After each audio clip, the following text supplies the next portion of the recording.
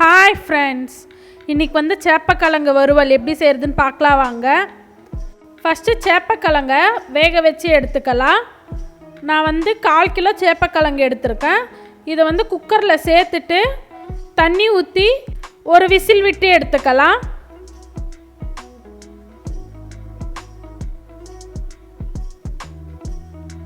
ஒரு whistle pressure இறங்கிடுச்சு. Cooker மூடியை open பண்ணிக்கலாம்.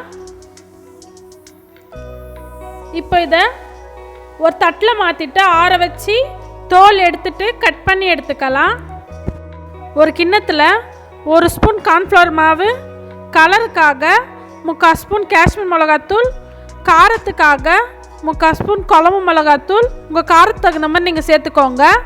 இது கூட தேவையான அளவுக்கு உப்பு, 1/2 ஸ்பூன் இஞ்சி பூண்டு பேஸ்ட், இது கூட கொஞ்சமாக புளியை ஊற வச்சு கரைச்சி எடுத்துருக்கேன். அதை இதில் சேர்த்துக்கலாம்.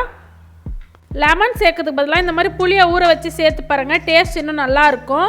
இதை இப்போ அப்படியே கலந்து விட்டுக்கலாம். இப்போ இதில் கொஞ்சமாக தண்ணி ஊற்றி மிக்ஸ் பண்ணி விட்டுக்கலாம்.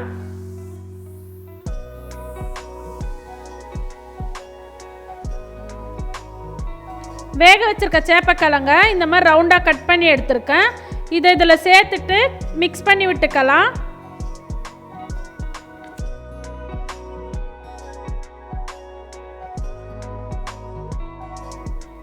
இது ஒரு 1/2 hour நல்லா ஊறட்டும். இப்போ தவாவில் எண்ணெய் ஊற்றிக்கலாம்.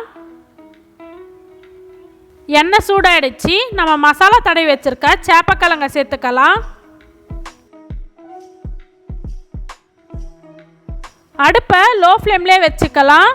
போட்டோடனே திருப்பிடாதீங்க. ஒரு 2 நிமிஷம் கழித்து திருப்பி விடுங்க.